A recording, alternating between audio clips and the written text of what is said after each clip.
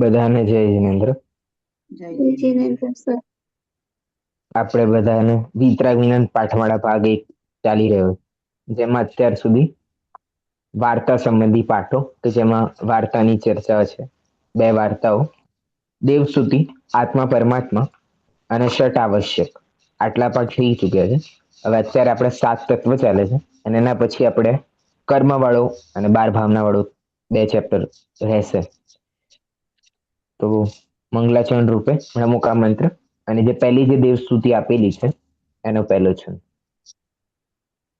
નમો હરિહંતાણમ નમો શેતાણમ નમો આયરિયાણમ નમો વૈચાયાણમ નમો લોય સવ્યસાહોણમ.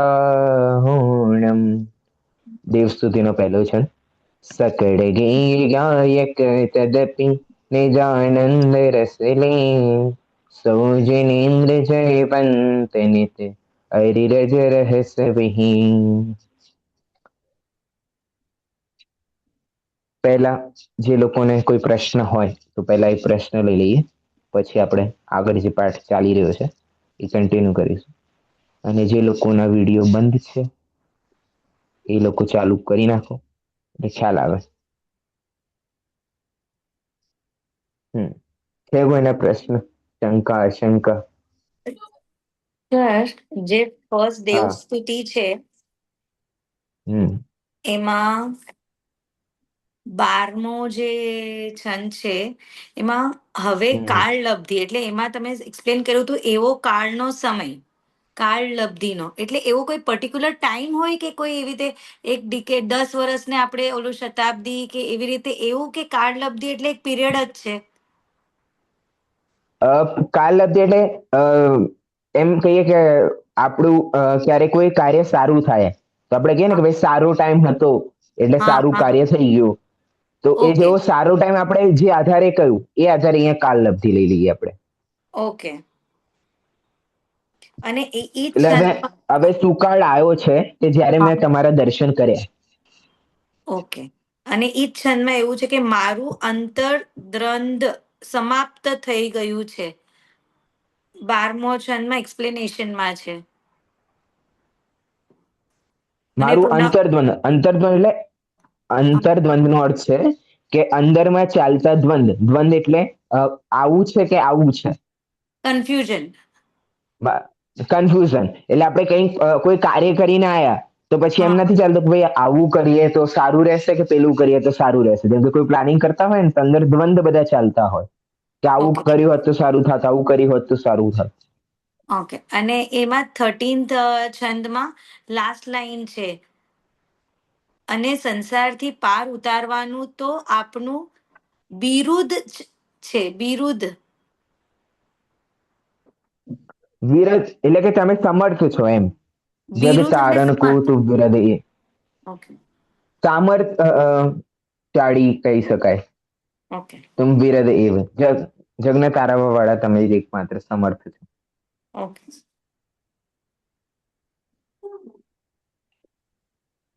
અક્ષાલીબેન શાહ આજે જોઈન થયા છે. ઓકે. પહેલા વાંચ્યું છે કંઈ તમે?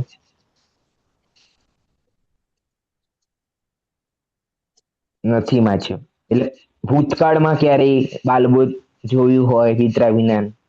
હા, ભણેલું છે. પહેલા ભણેલું છે. ક્યાં સુધી? વિતરાગ વિજ્ઞાન ભાગ 2 સુધી.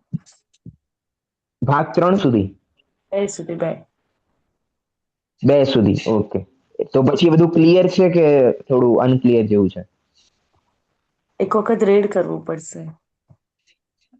ઠીક છે, તો પછી એક વાર તમે રીડ કરી નાખશો તો તમને હા હવે આગળની જે ક્લાસીસ થશે સારી રીતે આવશે. અને કોઈ પ્રશ્ન હોય તો આ ક્લાસના પહેલા આપણે સ્ટાર્ટ કરીએ છીએ તો પ્રશ્ન લઈએ છીએ તો ત્યારે પૂછી શકો છો. હા. ઓકે,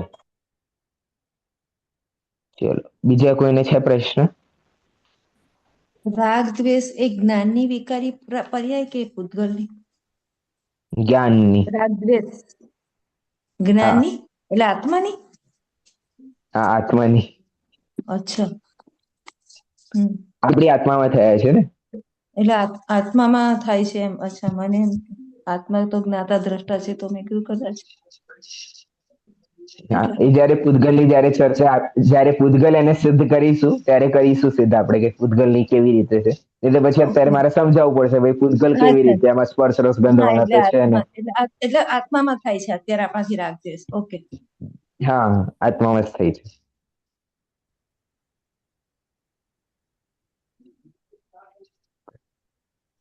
બીજા કોઈને છે પ્રશ્ન? ક્લિયર છે બધાને? ઓકે, ઠીક છે. તો પછી આપણે 7 તત્વો ઉપર આગળ વધીએ એના પહેલા પૂછી લઉં કોમલબેન મહેતા, હા સર. પ્રયોજનભૂત તત્વ કોને કહેવાય? સર, પ્રયોજન એટલે આપણું દુઃખ દૂર કરવું અને સુખી થવું, એ આપણું પ્રયોજન હોવું જોઈએ એમ. એ આપણું પ્રયોજન છે. એટલે આપણું પ્રયોજન એ હોવું જોઈએ કે આપણે આપણું દુઃખ દૂર કરવું અને પૂર્ણ રીતે સુખી થવું. હોવું જોઈએ, છે નહીં? છે. અચ્છા, છે. પણ મેં તો પ્રશ્ન પ્રયોજન નથી પૂછ્યો, પ્રયોજનભૂત તત્વ કોને કહેવાય એ પૂછ્યું છે. સર, પ્રયોજનભૂત તત્વ એટલે એની શ્રદ્ધા અને એનું જ્ઞાન કરીને આપણું જે દુઃખ દૂર થાય છે અને આપણે પૂર્ણ સુખી થઈએ છીએ. તેની શ્રદ્ધા. સર, જેવું મતલબ સાચું જે વસ્તુ જે છે એને એવી જ રીતે જાણવી એમ. કન્ફ્યુઝન થઈ રહ્યું છે થોડું. હા, સર, હેમાબેન. મને સમજાવતા નથી. એટલે જેમ છે એમ જ એવી જ રીતે જાણવું એમ. સાચું. હા, તમે બોલી સાચું રહ્યા છે, પણ જે પ્રશ્ન પૂછાયો છે ને પ્રશ્નના એટલે અનુસાર વસ્તુનું જવાબ સાચું જોઈએ. સ્વરૂપ એમ. હા. ઓકે, હા, હેમાબેન. જે હા, તત્વોની સમ્યક શ્રદ્ધા અને જ્ઞાન વિના આપણું દુઃખ દૂર ન થઈ શકે અને આપણે સુખી ન થઈ શકીએ તેને પ્રયોજનભૂત તત્વ કહે છે. ઓકે. એવા તત્વ કે જેની સામે શ્રદ્ધા અને જ્ઞાન વગર આપણું દુઃખ દૂર ન થઈ શકે અને સુખ ઉત્પન્ન ન થઈ શકે તેને પ્રયોજનભૂત તત્વ કહેવામાં આવે છે. બરાબર છે? ક્લિયર છે? ઓકે. આત્મીબેન શાહ કોણ છે વિડીયો? ઓકે, ઠીક છે. એ પ્રમાણે અહીંયા પ્રયોજનભૂત તત્વની ચર્ચા કરી હતી. ત્યારબાદ આપણે તત્વની ચર્ચા કરી કે ભાઈ તત્વ કોને કહેવાય કે જે વસ્તુ જેવી છે એનો જે ભાવ છે તે જ વાસ્તવિકતામાં તત્વ છે. અને એ તત્વ કેટલા છે? 7 તત્વો છે.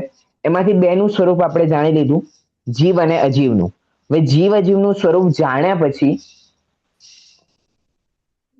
ઓકે, ઠીક છે. જીવ અજીવનું સ્વરૂપ જાણ્યા પછી પ્રશ્ન એવો થાય છે કે ભાઈ આ જીવ અજીવના જ વિશે આ 2 જ તત્વો છે.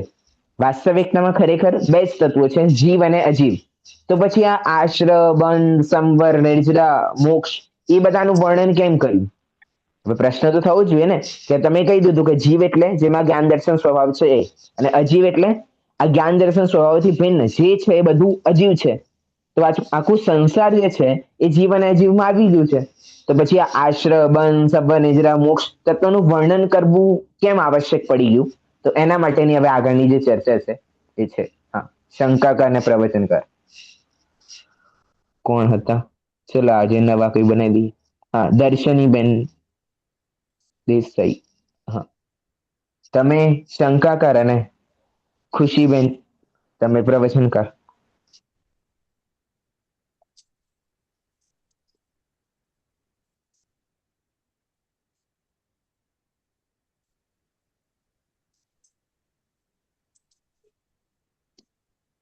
માઇક બંધ છે તમારું, દર્શનીબેન. જે પેજ ઓપન છે એમાંથી જ રીડ કરવાનું છે. મારી પાસે એકચ્યુઅલી હિન્દી છે એટલા માટે. આ સામે સ્ક્રીન ઉપર નથી દેખાતું તમને? સ્ક્રીન ઉપર જે શંકાકાર વાળું જે ફર્સ્ટ છે ત્યાંથી જ છે ને? હા, હા, હા, હા, એ. જો આશ્રવાદી જીવ અજીવના વિશેષ હોય તો એમને જુદા કેમ કયા? અહીં તો મોક્ષનું પ્રયોજન છે, તેથી આશ્રવાદી 5 પર્યાયરૂપ વિશેષ તત્વ કયા તે સાથેના યથાર્થ શ્રદ્ધા વિના મોક્ષ માર્ગ બની શકતો નથી, કેમ કે જીવ અને અજીવને જાણ્યા વિના સ્વ પરનું ભેદ વિજ્ઞાન કેવી રીતે થાય? મોક્ષને ઓળખ્યા વિના અને હિતરૂપ માન્યા વિના તેનો ઉપાય કેવી રીતે કરે? મોક્ષનો ઉપાય સંવર નિર્જરા છે, તેથી તેમને જાણવા પણ જરૂરી છે. આશ્રવનો અભાવ તે સંવર છે અને બંધનો એકદેશ અભાવ તે નિર્જરા છે, તેથી એને જાણ્યા વિના એને છોડીને સંવર નિર્જરાના રૂપ કેવી રીતે પરવર્તે? ઓકે અમે ઓકે તો ઓકે બસ. હા હા, આટલું અત્યારે આટલું, પછી આપણે આગળ વધીશું. હા, ખુશીબેન શું વાંચ્યું અત્યારે?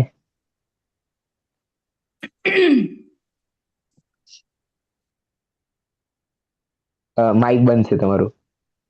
આમાં બીજા જે 5 તત્વ છે જીવ અજીવ સિવાયના, એનું ઇમ્પોર્ટન્સ સમજાયું છે કે હા, હા હા. બોલો બોલો, કેટલું ખ્યાલમાં આવ્યું? ના, ફરીથી વાંચવું પડશે આવી રીતે તો નહીં. એટલે ખ્યાલમાં આવ્યું ને કે વાંચવું આવે એવી રીતે તો બધાને ખ્યાલમાં આવે. હા. કારણ કે પછી આપણે ખાલી રીડિંગ નથી કરવાનું. અહીંયા રીડિંગ કરવાનું પ્રયોજન એ જ છે કે એ બાને એ શબ્દો જે મૂળ છે એ આપણે કાનમાં પડે, ફરી સાંભળીએ અને ફરી આપણે ગ્રહણ કરીએ. એટલા માટે આપણે વંચાડીએ. બાકી તો વાંચી તો શકીએ જ છે બધા. ઓકે, હવે અહીંયા શું કહી રહ્યા છે કે ભાઈ અહીંયા તો શું છે, ભાઈ પ્રયોજન તો શું છે કે ભાઈ સુખ પ્રાપ્ત કરવાનું. કારણ કે પ્રયોજનભૂત તત્વ કોણે કહેવામાં આવ્યા હતા? કે જેનાથી દુઃખ દૂર ન થઈ શકે અને સુખ ઉત્પન્ન ન થઈ શકે એવા તત્વોની શ્રદ્ધા કરવાની છે. તો આપણે મૂળ પ્રયોજન તો છે સુખની પ્રાપ્તિ. હવે એ સુખની પ્રાપ્તિ શેના માધ્યમથી થઈ રહી છે? એ ક્યાં થઈ રહી છે? કે ભાઈ એ મોક્ષમાં થઈ રહી છે. એટલે મૂળ પ્રયોજન શું થઈ ગયું આપણું બધાનું? મોક્ષમાં જવાનું. મૂળ પ્રયોજન છે શું વાસ્તવિકતામાં? સુખ. પણ એ અનંત સુખ છે ક્યાં? મોક્ષ. એટલે એ સ્થાન આપણું લક્ષ થઈ ગયું. બરાબર છે? ક્લિયર છે આટલું? તો મોક્ષ આપણું પ્રયોજન છે. પછી શું લખ્યા છે? તેથી આશ્રયવાદી 5 પર્યાય રૂપ વિશેષ તત્વ કયા છે? એટલા માટે આશ્રયવાદી જે 5 તત્વો છે, જે અન્ય તત્વ છે, આશ્રવ, બંધ, સંવર, નિજરા અને મોક્ષ, એ બધા પર્યાય રૂપ છે. આ પર્યાય રૂપ છે એટલે એને વિશેષ તત્વ કહ્યા છે. આ વિશેષ તત્વ છે. જીવ અજીવ મેન છે અને આ વિશેષ કર્યા જીવ અજીવના. તે સાતેના યથાર્થ શ્રદ્ધા વિના મોક્ષ માર્ગ બની શકતો નથી. કે આ 7 તત્વોની શ્રદ્ધા થાય નહીં તો મોક્ષ માર્ગ બની શકતો નથી. કેમ કે હવે 7 તત્વ જાણવા કેમ જરૂરી છે એનો જવાબ આપે છે.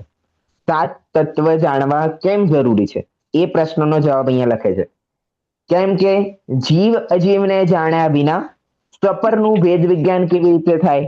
કે જ્યાં સુધી જીવ અજીવ નહીં જાણીશું.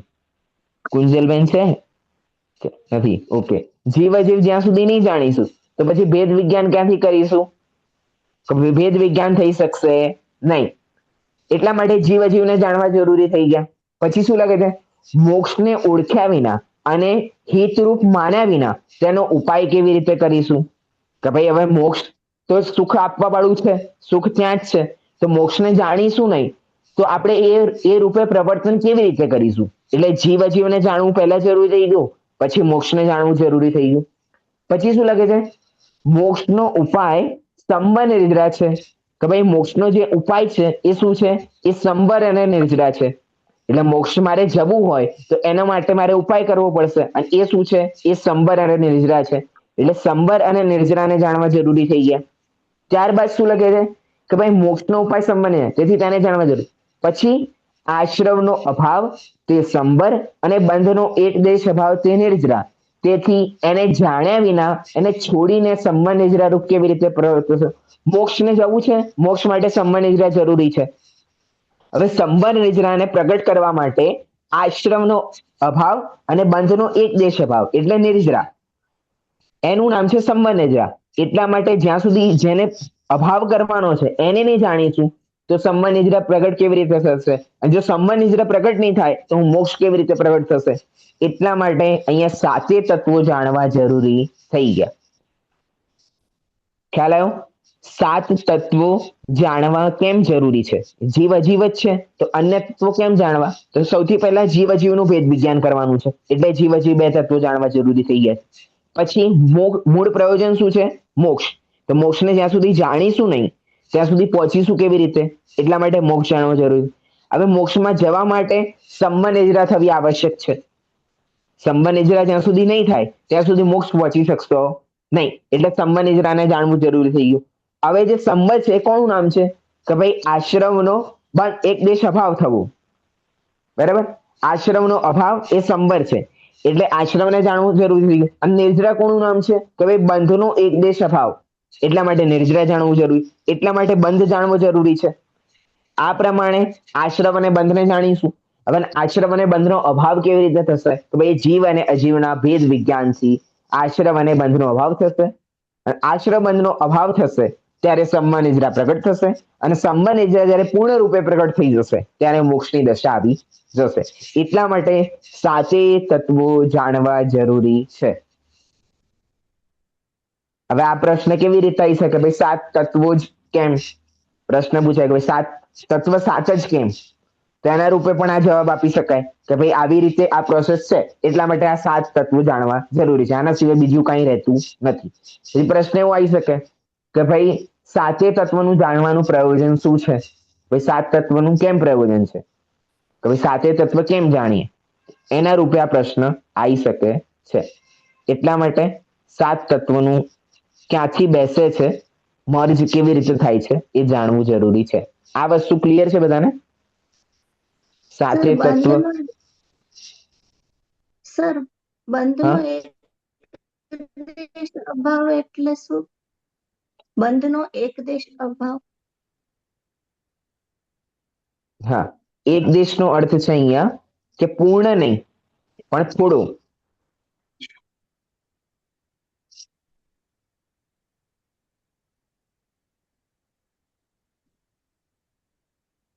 ઓકે, બીજા કોઈને ક્લિયર છે? પૂછું કોઈને પણ? ઓકે, બીજું બેન એક વખત જણાવી દો. હા, એટલે આપણું પ્રયોજન મોક્ષનું છે, એટલે આશ્રવ એટલે જીવ અજીવને જાણવા જરૂરી છે, કેમ કે એને જાણ્યા વિના સ્વ પરનું ભેદ વિજ્ઞાન ના થઈ શકે. પછી મોક્ષનું પ્રયોજન છે, એટલે મોક્ષ શું છે અને એ આપણા માટે કેવી રીતે હિતકારી છે એ જાણ્યા વિના પણ, મોક્ષનું સ્વરૂપ જાણ્યા વિના મોક્ષને પ્રાપ્ત કરવાનો આપણે ઉપાય ના કરીએ, એટલે એ જાણવું જરૂરી છે. પછી સંવર અને નિર્જરા એ મોક્ષ સુધી પહોંચવાનો રસ્તો છે, તો એને જાણવા જરૂરી છે. અને આશ્રવનો અભાવ કરીએ ત્યારે સંવર પ્રગટ થાય, અને બંધનો એક દેશ અભાવ થાય ત્યારે નિર્જરા પ્રગટ થાય. એટલે એ બંનેને, આશ્રવ અને નિર્જરાને પણ એ રીતે જાણવી જરૂરી છે. એટલે પૂર્ણ સંવર ને નિર્જરા થાય ત્યારે મોક્ષની પ્રાપ્તિ થાય. એટલે આવી રીતે સાતે તત્વો જાણીએ તો જ મોક્ષની પ્રાપ્તિ થઈ શકે. ઓકે, ક્લિયર છે બધાને? છે કોઈને શંકા, આશંકા, પ્રશ્ન, જિજ્ઞાસા? કોઈને નથી? ક્લિયર છે? આગળ વધી? ઓકે સર હા સર, એમ કહી શકાય કે આપણા આપણા જે ભાવો હોય એ જયારે જોડે તો આપણને આશ્રવ થાય. પછી આશ્રવ અગર આપણને આવે પછી બંધ પડે, અને બંધ પડે એટલે પછી આપણને, કેમ કે આપણને મોક્ષમાં જવાની અભિલાષા છે, તો આપણે ઈ બંધનો કેવી રીતે નિવારણ થાય? તો કે પહેલા આપણે સંવર કરીએ, કે જેમાં જે બી પ્રોસેસ હશે એ, અને સંવર પછી નિર્જરા, અને નિર્જરાથી પાછું આપણે મોક્ષ જઈ શકીએ, એમ કહી શકાય? કહી તો શકાય, બધા પોતપોતાની રીતે બેસાડી શકાય છે, એમાં વાંધો નથી. પણ આમાં બહુ લાંબુ કેમ કે થોડું થઈ આ છે જશે ને, કે ભાઈ ક્યાં મને ક્યાં ક્યાં. આમાં મને મિક્સ થઈ જાય છે બહુ બધું. હા, એટલે આમાં કેવું કઈ છે નહીં, આપણે નીચેથી તત્વ સ્ટાર્ટ કરવાના છે. કેમ કે જીવ જયારે આશ્રય સંબંધી મોક્ષ છે. લખવા ટાણે સર મને સર ઓલું ગોથું બોટનું ખવાઈ ગયું. એક્ઝામ્પલ હતું, એક બોટનું એક્ઝામ્પલ આવે છે કે સવાર નિર્જરા પાણી બોટમાં આવે છે અને પછી આપણે નિર્જરા થાય છે. ઈ એક્સપ્લેનેશન કરશો તો આ આખું સાત તત્વ એના ઉપર જ છે ને સર? ઈ જે બોટનું એક એક્ઝામ્પલ છે 6 ઢાળામાં. હા, એના ઉપર છે, બધું બરાબર છે, પણ એ પ્રશ્ન નથી. અહીંયા ઓકે 7 તત્વનું સ્વરૂપ નથી કહી રહ્યા. ઓકે 7 તત્વનું સ્વરૂપ કેમ જાણવું છે ઈ ઇમ્પોર્ટન્ટ એના છે. માટેનો આ જવાબ છે. ઓકે હા, મને ખાલી એક્ઝામ્પલ એ યાદ આવ્યું જયારે ને એટલે નદી વાળું જે ઉદાહરણ છે, હા. હા, એ જે નદી વાળું એક્ઝામ્પલ છે ને, એ 7 તત્વો જયારે પૂરા થઈ જશે, આપણે સ્વરૂપ સમજી લઈશું ત્યારે એ વસ્તુ લઈશું. તો આ એમને બાયહાટ કરવું પડશે સર આન્સર લખવા માટે. ના ના, એવું લર્ન કરવાની જરૂર નથી. સમજી લેશો તો થઈ જશે, વાંધો નથી. સમજવાની જરૂર અચ્છા છે. શબ્દ ઓકે છે નહીં ચેક થાય. ઓકે સમજણ હોવી આવશ્યક છે. હા ઓકે, ઠીક છે. એટલા માટે અહીંયા સુધી 7 તત્વોનું કેમ જાણવા જરૂરી છે એની ચર્ચા કરી. હવે આગળ શંકાકાર. અમે તો પ્રવચનમાં સાંભળ્યું હતું કે આત્મા તો ત્રિકાળ શુદ્ધાશુદ્ધ પર્યાયોથી પૃથક છે, તે જ આશ્રય કરવા યોગ્ય છે. ભાઈ, તે દ્રવ્ય દ્રષ્ટિના વિષયની વાત છે. આત્મા દ્રવ્ય પ્રમાણ દ્રષ્ટિથી શુદ્ધાશુદ્ધ પર્યાયોથી યુક્ત છે. આ દ્રવ્ય દ્રષ્ટિ શું છે? 7 તત્વોને યથાર્થ જાણીને સમસ્ત પર પદાર્થ અને શુભાશુભ આશ્રવાદી વિકારી ભાવ તથા સંવરાદી અવિકારી ભાવોથી પણ પૃથક જ્ઞાનાનંદ સ્વભાવી ત્રિકાળી ધ્રુવ આત્મતત્વ જ દ્રષ્ટિનો વિષય છે. આ દ્રષ્ટિની અપેક્ષાએ કથન કરતા પર વિકાર અને ભેદને પણ ગૌણ કરીને માત્ર ત્રૈકાલિક જ્ઞાન સ્વભાવને આત્મા કહેવામાં આવે છે અને તેના આશ્રયથી જ ધર્મ, સંવર, નિર્જરા પ્રગટે છે. જે મોહ, રાગ, દ્વેષ ભાવોને નિમિત્તથી જ્ઞાનાવરણાદિ કર્મ આવે છે, તે મોહ, રાગ, એક મિનિટ દ્વેષ. એક મિનિટ એક મિનિટ એક મિનિટ એક મિનિટ. હા હા, આપણે વાંચીશું. અત્યારે આપણે આટલું રાખીએ. હવે અહીંયા જે પ્રશ્ન ઉભો કર્યો છે એ બધાનો પ્રશ્ન છે. ઘણાએ આ વિષય ઉપર પ્રવચનો સાંભળ્યા હશે, પણ તોય આપણને અમુક વખત ખ્યાલ નથી આવતો. આપણને એમ થાય ચાલો શું છે દ્રવ્ય દ્રષ્ટિ, જાણીએ. પણ દ્રવ્ય દ્રષ્ટિ શું છે એ અહીંયા થોડીક જ પંક્તિઓમાં જણાવી દીધું, અને આપણે થોડીક જ પંક્તિઓમાં આખું સમજી રહીશું. હવે અહીંયા શું છે, સૌથી પહેલા કે ભાઈ અમે તો પ્રવચનમાં સાંભળ્યું છે કે ભાઈ આત્મા તો શુદ્ધાશુદ્ધ પર્યાયોથી પૃથક, તે જ આશ્રય કરવા યોગ્ય છે. હવે આ બધી પર્યાયો તો બધી વિકારી છે, એને જોવાની નથી, આપણે તો દ્રવ્ય દ્રષ્ટિ કરવાની છે. તો પછી અહીંયા કે છે પ્રવચનકાર કે ભાઈ તમે આટલું બધું કહ્યું કે આ છે, આશ્રવ છે, બંધ છે, સંવર છે, નિર્જરા છે, મોક્ષ છે, આટલું બધું ક્યાં જાણવાની જરૂર છે? અમે તો પ્રવચનોમાં સાંભળ્યું છે કે પર્યાયોથી ભિન્ન ત્રિકાળી ધ્રુવને જાણી લો. તો આ બધી ચર્ચા અહીંયા કેમ કરો છો તમે? એ જ વાત કરો ને, મોક્ષ જવું છે તો આ બધાની વાત ક્યાંથી આવી? તો પછી અહીંયા શું કહે છે કે ભાઈ તે તો દ્રવ્ય દ્રષ્ટિના વિષયની વાત છે. દ્રવ્ય દ્રષ્ટિનો વિષય શું છે તેની વાત છે. દ્રવ્ય દ્રષ્ટિનો વિષય એટલે દ્રવ્યમાં જે દ્રષ્ટિ કરવાનો જે વિષય છે એ કયો છે, એનો અર્થ થાય દ્રવ્ય દ્રષ્ટિનો વિષય. આપણે સમજીશું આ વસ્તુ આગળ.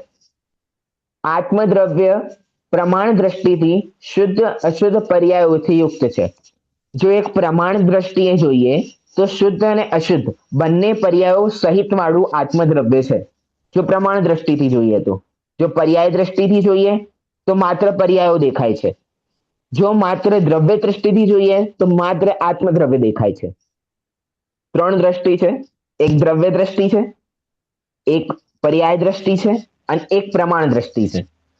દ્રવ્ય દ્રષ્ટિ ને પર્યાય દ્રષ્ટિ તો બધાએ સાંભળી હશે પ્રવચનમાં. એક ત્રીજી છે પ્રમાણ દ્રષ્ટિ. આ ત્રણેય એક સાથે જ સ્વરૂપ આવે. દ્રવ્ય દ્રષ્ટિ એટલે માત્ર દ્રવ્ય ઉપર ફોકસ, પર્યાય દ્રષ્ટિ એટલે માત્ર પર્યાય ઉપર ફોકસ, અને પ્રમાણ દ્રષ્ટિ એટલે દ્રવ્ય અને પર્યાય બંને પર ફોકસ. જેમ કે આ કોઈ પુસ્તક છે, સમયસર અનુશીલન છે, તો કોઈને કવર ઉપર ખાલી ફોકસ છે અને કોઈને અંદરના વિષય ઉપર ફોકસ છે. હવે જે ડિઝાઇનર છે એનું ફોકસ ક્યાં છે કે ભાઈ કવર કેવું આવશે, આવું આવશે.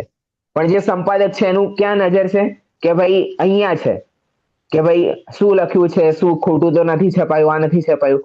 અને પછી છાપવા વાળા જે પ્રકાશક છે એની દ્રષ્ટિ ક્યાં છે, બંને ઉપર છે કે અંદરનો મેટર પણ સારો હોવો જોઈએ અને જે બુકનું કવર છે એ પણ સારું હોવું જોઈએ. ખ્યાલ આવ્યો?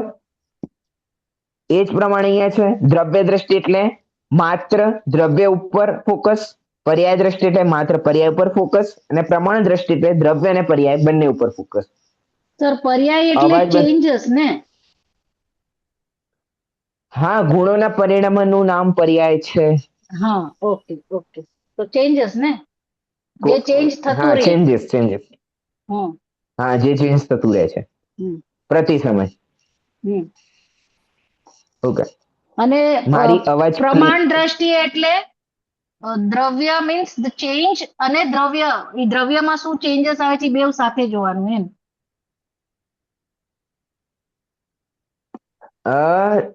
જો આમાં એવું છે ને કે મેં જેવી રીતે અત્યારે કહ્યું કે દ્રવ્ય દ્રષ્ટિ એટલે માત્ર આમાં જે છે કવર જોવે છે વ્યક્તિ. પર્યાય દ્રષ્ટિ એટલે અંદરનું કન્ટેન્ટ કે જે સર આમ વારંવાર કઈ ચેન્જ સપોઝ થાય છે. દૂધ, સપોઝ દૂધ આપણે લઈ લે, એવું કઈક એવું એક્ઝામ્પલ સાથે કહી શકો છો by chance, if it is possible? દૂધ કે કોઈ બી વસ્તુ Okay. મીન્સ એક આ દ્રવ્ય છે એનું પર્યાય અને આ બેવ ભેગું આવી રીતે જો એવું કઈક કહી શકો છો? થોડુંક મિક્સિંગ થાય છે. સોનું અને એનું ઘરેણું. તો હા, દ્રવ્ય રૂપે જોવો તો પંખો જે છે, પંખો, બરાબર, એ પંખો લઈ લો, એ દ્રવ્ય છે, અને જે ફરે છે એ પર્યાય છે. બરોબર. બરાબર. હા. હવે જે ટેકનિશિયન્સ આવશે, બરાબર, એનું ફોકસ ક્યાં રહેશે કે ભાઈ પંખો બરાબર ફરે છે કે નથી ફરતો. Okay okay. બરાબર. ઘરમાં મમ્મી જે છે, જે ઘરમાં પંખો લાવે એ ઘરમાં મમ્મી છે, એનું ધ્યાન કેવું છે પંખો સાફ છે કે નહીં. એને ફરવા જોડે મતલબ નથી હા, કે ભાઈ પંખો સાફ છે કે નહીં એ જોઈએ છે. અને જે બરોબર. વેચવા વાળો છે, જે હા. પંખો વેચવા વાળો છે, એનું ધ્યાન શેના ઉપર છે? પંખો સારો પણ હોવો જોઈએ અને પંખો ચાલુ પણ હોવો જોઈએ. અચ્છા, ઈ પ્રમાણ દ્રષ્ટિ. એ પ્રમાણ દ્રષ્ટિ. ઓકે. આને ખાલી એક્ઝામ્પલ સમજવું, હા આના હા ઉપર હા. સિદ્ધાંત નહીં ઘટિત કરતો. ના ના ના, એમને એક આઈડિયા આવી જાય ને કે ભાઈ આમ કઈ રીતે જોવે છે. હા, બરાબર છે. હા હા હા. ક્લિયર છે ઉદાહરણ પંખાનું? ઓકે. તો અહીંયા દ્રવ્ય દ્રષ્ટિ, પર્યાય દ્રષ્ટિ ને પ્રમાણ દ્રષ્ટિ. જ્યાં જ્યાં દ્રવ્ય દ્રષ્ટિની વાત આવે એનો અર્થ છે કે દ્રવ્ય ઉપર દ્રષ્ટિ ધ્યાન દે. કરવાનું કહી રહ્યા છે, એટલે કે દ્રવ્ય ઉપર ફોકસ. પર્યાય દ્રષ્ટિ એટલે પર્યાય ઉપર ફોકસ, અને પ્રમાણ દ્રષ્ટિ એટલે દ્રવ્ય અને પર્યાય બંનેની અવસ્થા એક સાથે કહી રહ્યા છે. બરાબર છે. એટલે હવે અહીંયા શું કહે છે કે જે આત્મદ્રવ્ય છે એ પ્રમાણ દ્રષ્ટિએ તો શુદ્ધ અને અશુદ્ધ બંને પર્યાયોથી સહિત છે. બરાબર છે. જો પર્યાય દ્રષ્ટિ કહીશું કે ભાઈ અત્યારે અશુદ્ધ પર્યાય કરી રહ્યો છે ખાલી, અથવા શુદ્ધ પર્યાય કરી રહ્યો છે, અને જે દ્રવ્ય દ્રષ્ટિ છે એમાં માત્ર શુદ્ધ પર્યાય છે. બરાબર છે. ક્લિયર? ઓકે. સમજીશું. આગળ બધી પ્રમાણ દ્રષ્ટિ, દ્રવ્ય દ્રષ્ટિની જ્યારે પણ વિશેષ ચર્ચા આવશે ત્યારે એ લઈશું. અત્યારે હવે અહીંયા કહે છે કે ભાઈ આ દ્રવ્ય દ્રષ્ટિ છે શું? તો દ્રવ્ય દ્રષ્ટિનો અહીંયા અર્થ છે કે 7 તત્વોને યથાર્થ રૂપે જાણવું, 7 તત્વોને યથાર્થ રૂપે જાણવો, પછી સમસ્ત પરપદાર્થ અને શુભાશુભ આશ્રવાદી વિકારી ભાવ. સમસ્ત પરપદાર્થ એટલે અજીવ તત્વ, બરાબર. પછી શુભ અને અશુભ આશ્રવ આદિ વિકારી ભાવ.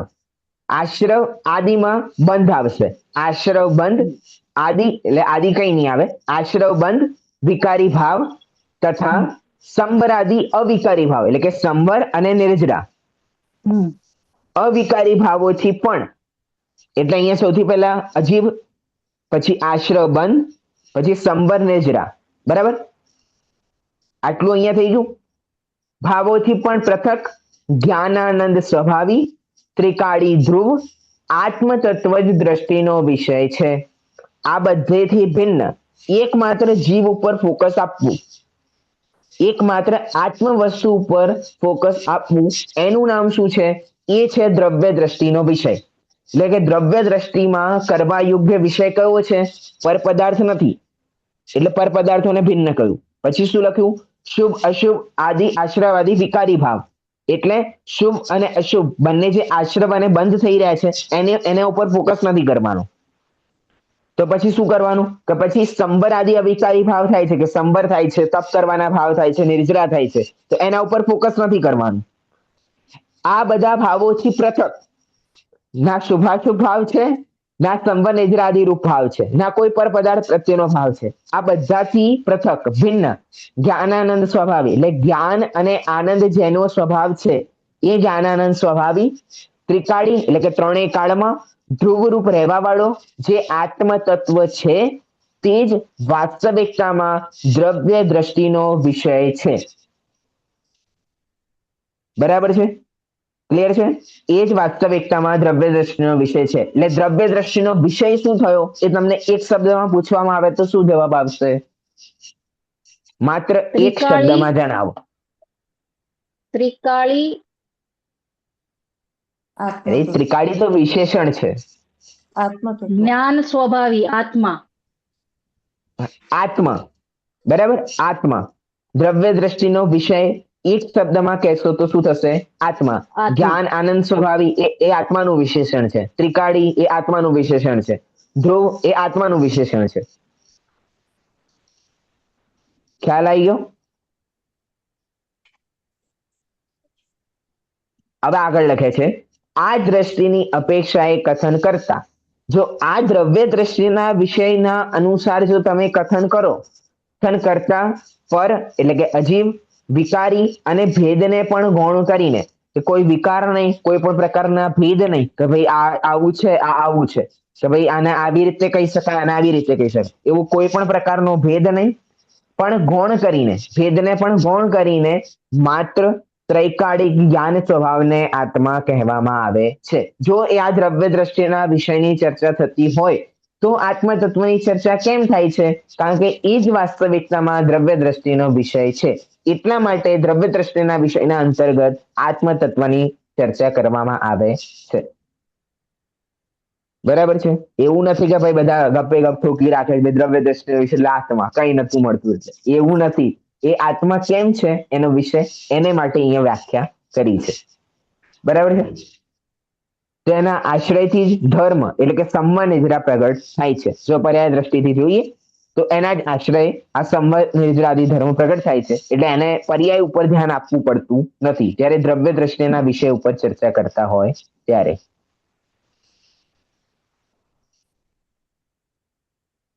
બરાબર છે? ક્લિયર છે? અવાજ મારો અટકાય છે કે શું? મારો અવાજ અનક્લિયર ટાઈપ આવે છે. સર પૃથક એટલે શું? અલગ. પૃથક એટલે ભિન્ન, અલગ પાડવું, અલગ. વિકારી એટલે? વિકારી એટલે ખરાબ, સિમ્પલ ભાષામાં.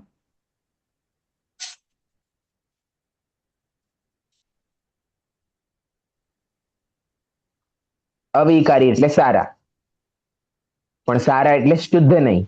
જે આપણે ત્રણ કર્યા હતા, શુભ, અશુભ અને શુદ્ધ, એમાંથી વિકારી એટલે અશુદ્ધ અને અશુભ, અને અવિકારી એટલે શુભ અને શુદ્ધ પરિણામ અલગ છે.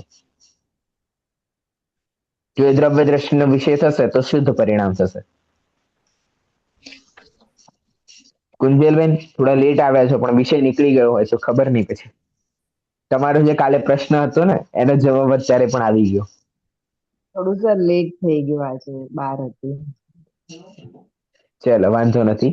સાંભળી નાખજો એક વાર. દ્રવ્ય દ્રષ્ટિના વિષયની જ્યારે જ્યારે પણ ચર્ચા કરવામાં આવે છે ત્યારે માત્ર આત્મતત્વની ચર્ચા કરવામાં આવે છે, અને આ બધાની ચર્ચા કેમ નથી થતી? ભાઈ એનું કારણ ભિન્ન છે કે ત્યાં દ્રવ્ય દ્રષ્ટિના વિષયની ચર્ચા થાય છે.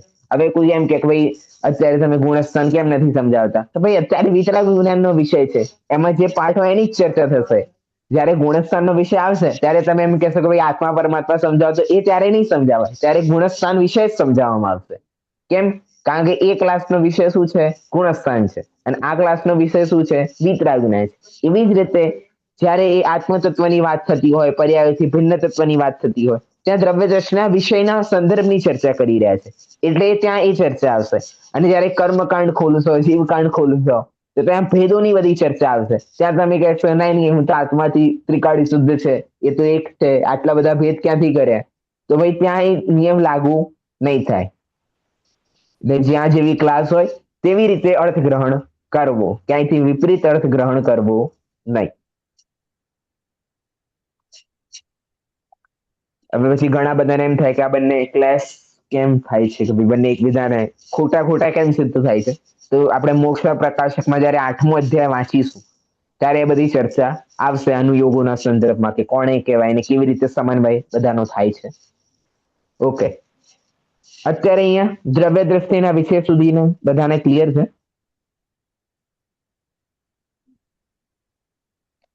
સર આ ત્રિકાળી ધ્રુવ આત્મતત્વ એક વખત સમજાવો ને. જ્ઞાનાનંદ સ્વભાવી, એ તો તમે કીધું જ્ઞાન અને આનંદ જેનો સ્વભાવ છે. ત્રિકાળી ધ્રુવ આત્મતત્વ જ.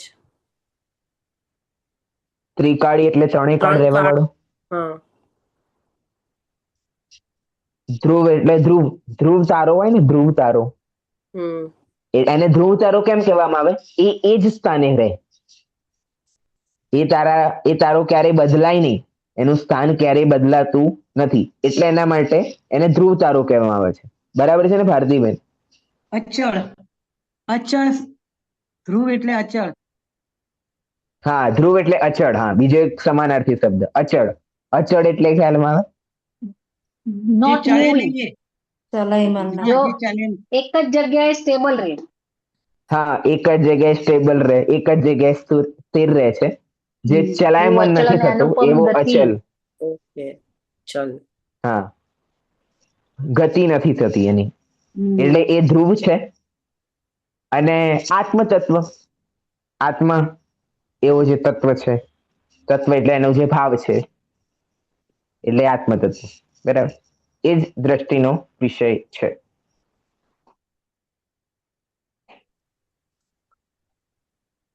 ઓકે, ક્લિયર છે અહીંયા સુધી?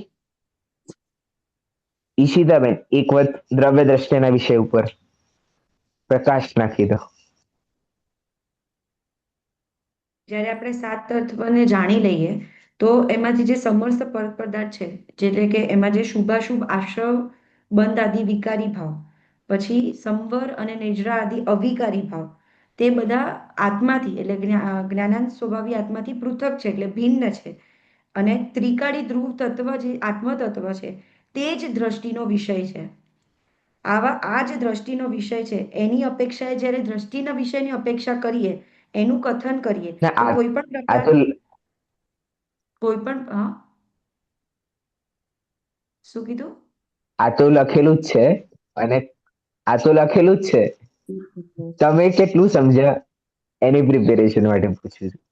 ઓકે, હા, તો 7 તત્વને આપણે જ્યારે જાણીએ છીએ ત્યારે આપણે જે આશ્રવ અને બંધ આદિ જે એટલે વિકારી છે, એટલે કે ખરાબ ભાવ છે, પછી જે સંવર અને નિજરાવાળા જે અવિકારી એટલે એકદમ શુદ્ધ તો નથી પરંતુ થોડાક વિકારવાળા જે ભાવ છે, એ બંનેની વાત જે છે તે આપણા જ્ઞાનાનંદ સ્વભાવથી, એટલે કે આપણા જીવના જે સ્વભાવ છે જ્ઞાનાનંદ, જ્ઞાન અને આનંદ વાળો, તેનાથી અલગ છે. તે જ એક દ્રષ્ટિનો વિષય છે. જે આપણો જે ત્રિકાળી ધ્રુવ તત્વ છે તે એનાથી હંમેશા અલગ જ છે, ભિન્ન જ છે, પૃથક છે.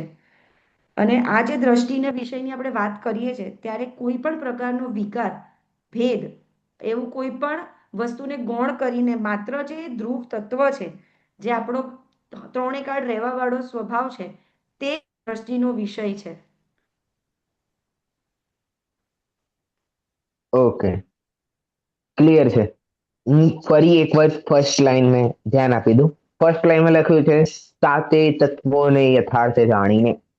જ્યાં સુધી સાતે તત્વોનું યથાર્થ જાણીશું નહીં ત્યાં સુધી દ્રવ્ય દ્રષ્ટિનો જે વિષય છે ત્યાં સુધી પહોંચાશે નહીં. એટલા માટે સાતે તત્વો જાણવા જરૂરી છે. બરાબર છે. જે લોકો કહે ને કે ભાઈ આત્મા જ જાણવા યોગ્ય છે કુંજલબેન, એના માટે અહીંયા લખે છે કે ભાઈ 7 તત્વોને યથાર્થ જાણીને પછી બાકી બધાના સ્ટેપ છે. પહેલા તો તમે સાતે તત્વોને યથાર્થ રૂપે જાણો અને પછી એક એક કરીને પૃથક કરતા જાઓ, એટલે કે ભિન્ન કરતા જાઓ, અને એક જે અભિન્ન રૂપે રહે છે એ આત્મદ્રવ્ય છે. એટલે પેલા એવું હોય ને કે પેલા નારિયેળને તો જાણવું પડશે, પછી એક એક કરીને ફૂલતા જશો તો અંદરનું જે મૂળ નારિયેળ છે એ તમને મળશે. બરાબર છે. ઉદાહરણ પણ લાગી ગયું છે કે ભાઈ પહેલા તો પૂર્ણ રૂપે તમારે જાણવું પડશે કે ભાઈ હા આ જ નારિયેળ છે. પછી કોઈ કહે કે ભાઈ ના એ તો સફેદ હોય અંદરથી, કે બહારથી આવું કલરનું હોય, આ રેસા ક્યાંથી આયા, તો ભાઈ એવું રીતે કામ ચાલશે નહીં. પહેલા તો એને જાણવું પડશે કે ભાઈ હા આને નારિયેળ કહેવાય. પછી એક એક કરતા ફૂલતા જઈએ, પછી એક અંદર આવે, પછી એને તોડો, તો પછી જે મૂળ નારિયેળ છે ખાવા યોગ્ય એ આપણને પ્રાપ્ત થાય છે. બરાબર છે. ક્લિયર છે અહીંયા સુધી?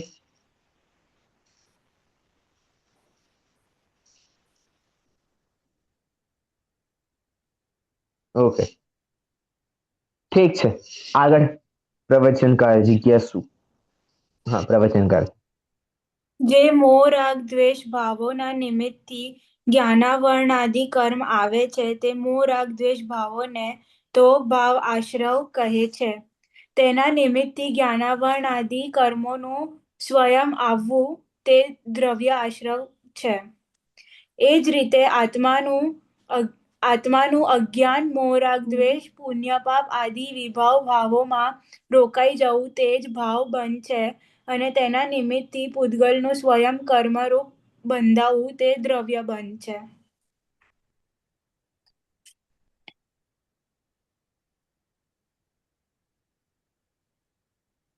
પુણ્ય પાપને બંધ સાથે કેમ જોડી લીધા?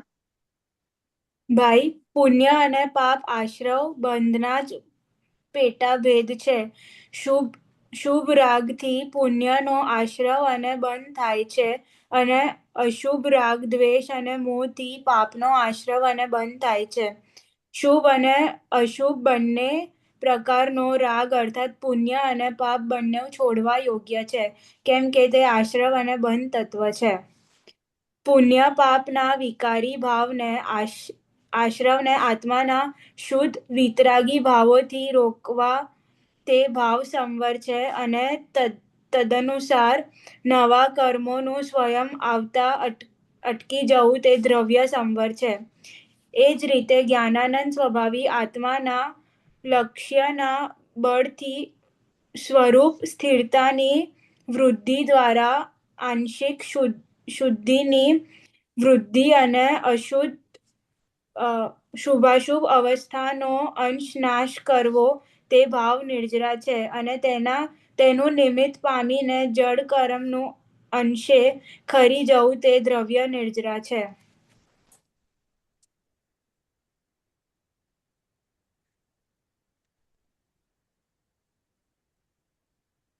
અને મોક્ષ?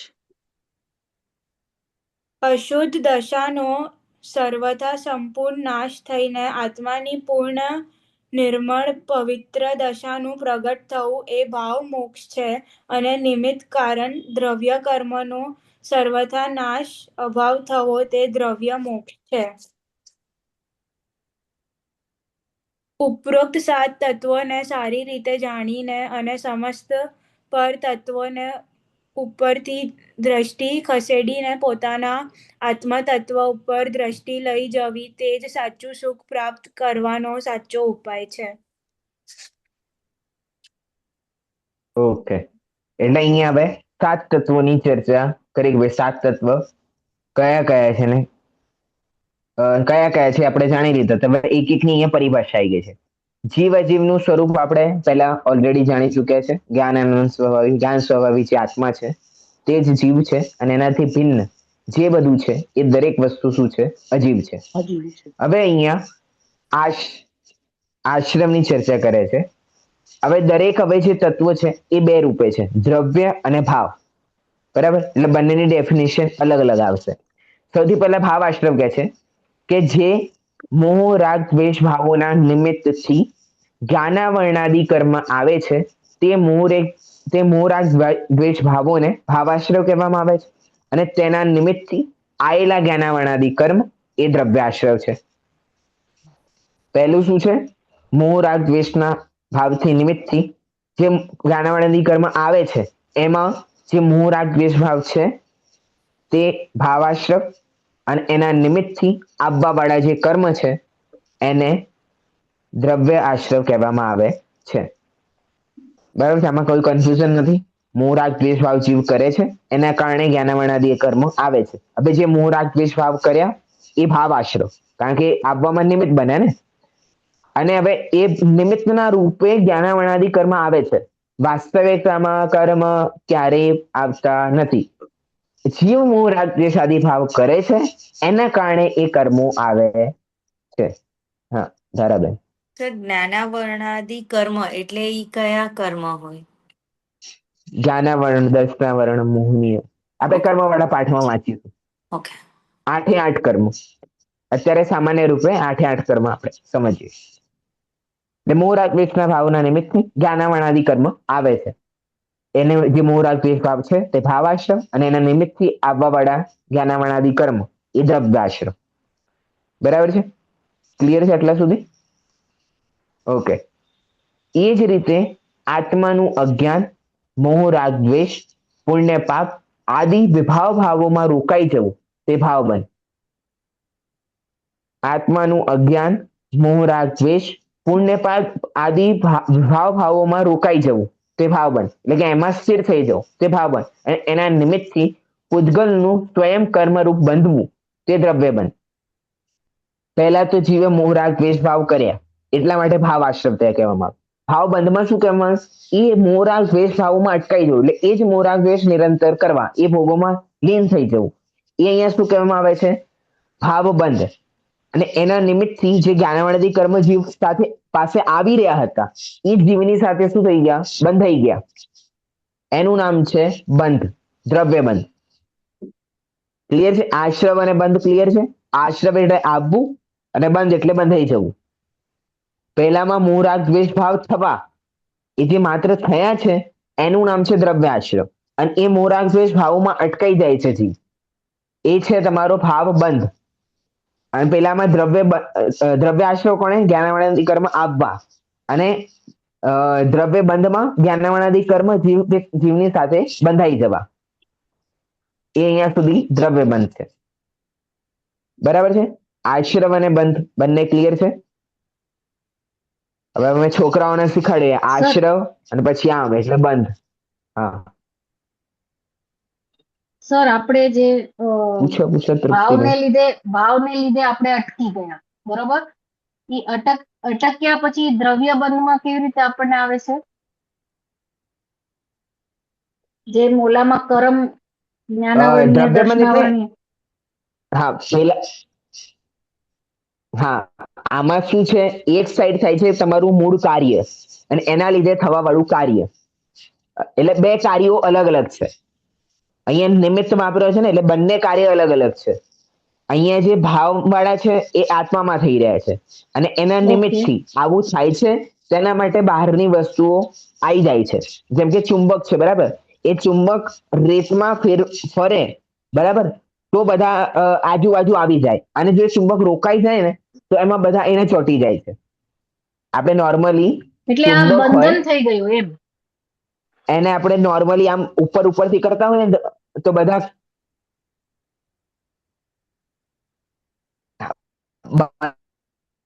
બંધન એટલે બંધાઈ જવું. અત્યારે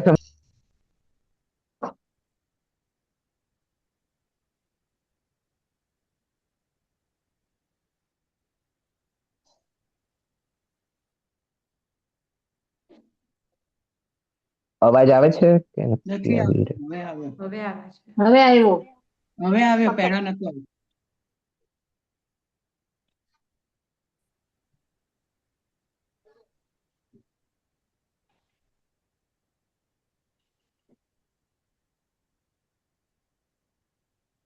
અવાજ આવે છે હવે બધાને? હવે આવ્યો. હા, હવે આવે ને?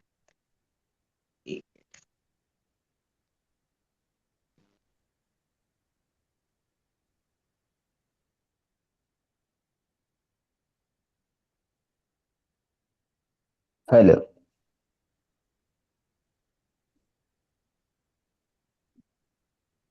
હા, હવે આવે છે અવાજ? હા, આવ્યો. ઓકે. હવે આવ્યો. હા, હા, આવે છે. ઓકે. એટલે હવે અહીંયા શું છે કે જેમ ચુંબક છે, એ ચુંબકને આપણે રેત હોય, રેત બરાબર, અથવા કે જ્યાં કણો મૂક્યા હોય કે જે ચોંટવા યોગ્ય છે, એવા ઉપરથી ફેરવે ને તો બધા કણો આમ આમ હલવા લાગે અને જોડે આવવા માટે પ્રયાસ કરવા માંડે. પણ જ્યાં સુધી આપણે હલાવીએ છીએ ને ત્યાં સુધી ચોંટતા નથી એકદમ આઈને, બરાબર છે. પણ જેવી જ એના વચ્ચે મૂકી દો તો બધા આઈને શું થશે? ચોંટી જશે, બરાબર. એવી જ રીતે અહીંયા છે એ જીવ ભાવ કરે છે, એના કારણે એ કર્મો આપણી પાસે ખેંચાય છે, એ બંધાવાના જ છે નિશ્ચિત રૂપ, બરાબર. એટલે એ કર્મો આવે છે અને હવે જીવ એ મોરાલ દ્વેષમાં અટકાઈ ગયો, એટલે એ મોરાલ દ્વેષ ભાવ કર્યા એનો અર્થ છે કે ભાવ બંધ. એના કારણે એ જે જ્ઞાનાવરણાદી કર્મો હતા એ આત્માની સાથે બંધાઈ ગયા, અટેચ થઈ ગયા. અટેચ થઈ ગયા. સર એક એ દ્રવ્ય ક્વેશ્ચન. બંધ. હા, સર એક ક્વેશ્ચન પૂછવો હતો આપણે. Hello hello. હા, અવાજ આવે છે મને. હા, ઓકે. આ જે આપણે આશ્રવવાળી ડેફિનેશનમાં જે લાસ્ટમાં છે ને દ્રવ્ય આશ્રવમાં, કે તેના નિમિત્તે જ્ઞાનાવરણી આદિ કર્મોનું સ્વયં આવવું, તે દ્રવ્ય આશ્રવ છે. પછી દ્રવ્ય બંધના ડેફિનેશનમાં છે અને એના નિમિત્તે પૂદગલનું સ્વયં કર્મરૂપ બંધાવું. તો એ બંનેમાં કોઈ ડિફરન્સ છે કે પછી એ જ્ઞાનાવરણ જે છે એને જ પૂદગલ આમાં કીધું છે, એ કર્મોને જ?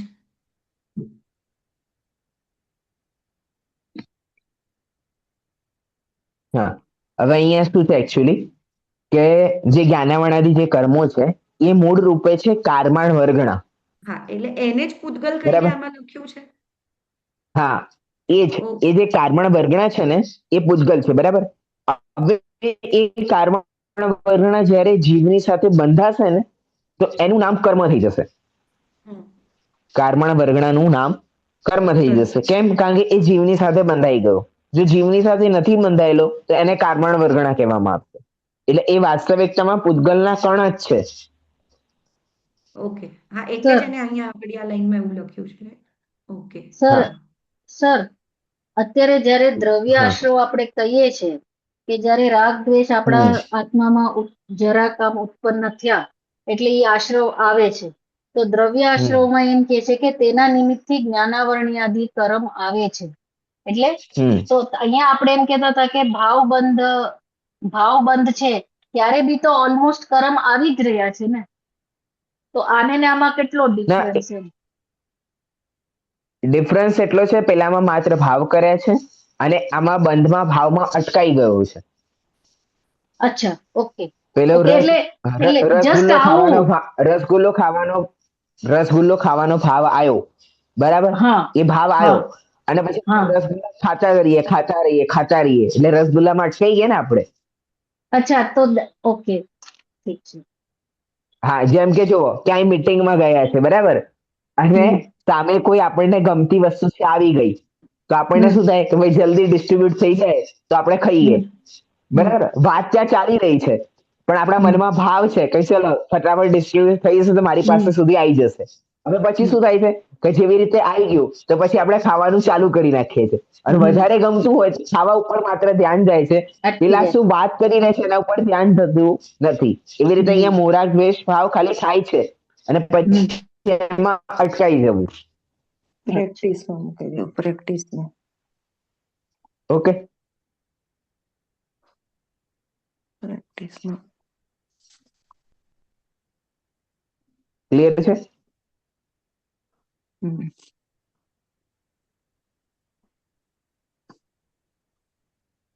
ક્લિયર છે? હા સર.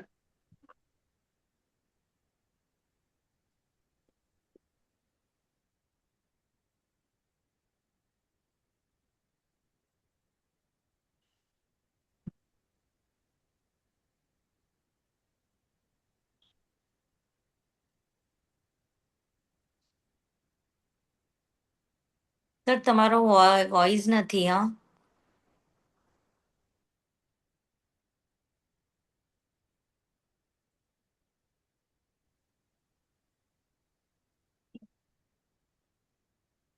અવાજ આવતો નથી. હા, સર અવાજ આવતો નથી.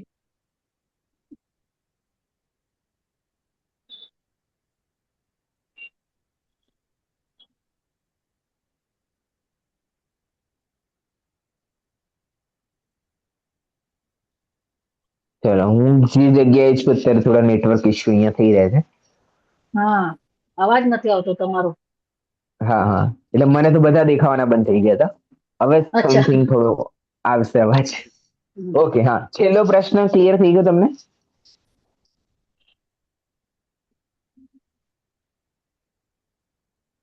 પાછો ક્લિયર અવાજ છે? બંધ. હવે આવ્યો. પાછો બંધ થઈ ગયો? મને તો દેખાવ છે બધા, હવે તો ના હોય બંધ. ના, હવે અવાજ તો આવ્યો. તમારો બી. હવે આવ્યો. હા. એટલે થોડું અનુમાન તો હું પણ લગાવી શકું ને કે ભાઈ મને બધા દેખાઈ રહ્યા છે, હલનચલન થઈ રહ્યું છે અને હોટ કે ભાઈ ચાલુ જ છે બધું. અરે એટલે બંધ થાય તો ખ્યાલ આવી જાય કે ભાઈ ચલો નેટવર્ક ઇસ્યુ કંઈક થઈ રહ્યું છે. ઓકે, તો અહીંયા સુધી બધાને ક્લિયર છે સમથિંગ?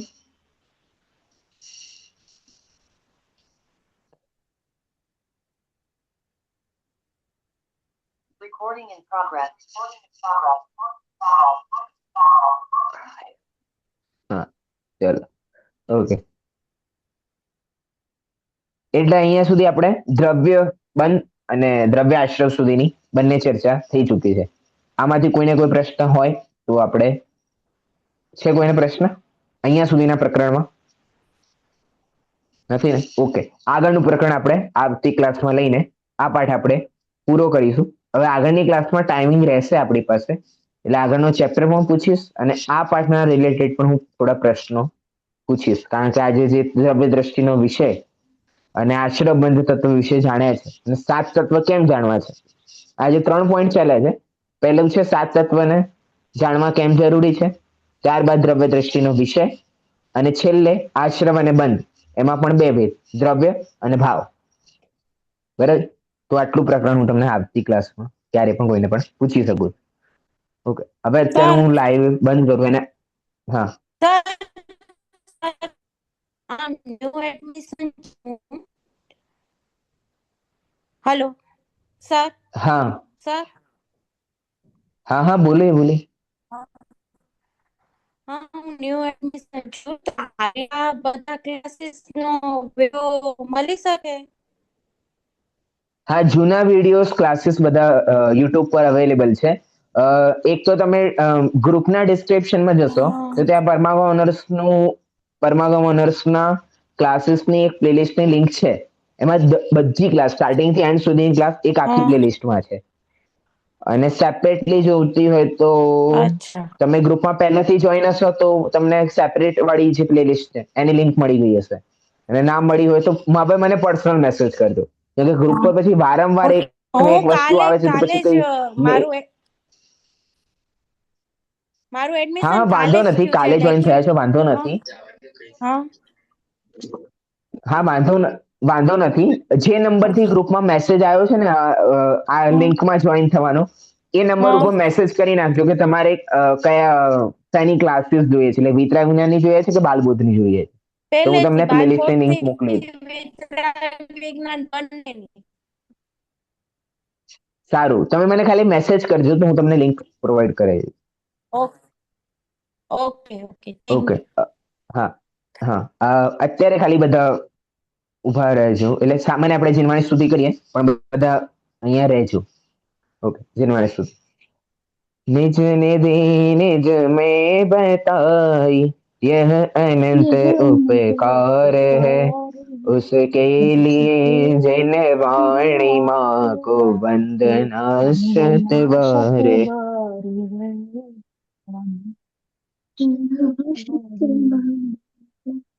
જેવલે જીનવાણી માતનો મત